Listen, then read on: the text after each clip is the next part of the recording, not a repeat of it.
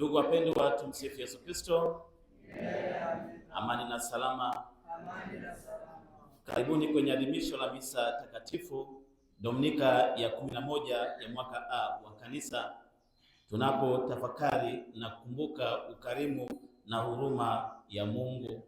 Mungu alitupenda kiasi kwamba alituonea huruma sisi kama binadamu, kwamba tumeachana na yeye, tumetengana na yeye, akatumia mwanae mpendwa ili aje kutukomboa.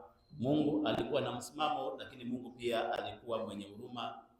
Katika Injili ya leo tunamwona Yesu Kristo anaona umati mkubwa wa watu, lakini anaonea huruma. Anasema ni kama kondoo wasio na mchungaji.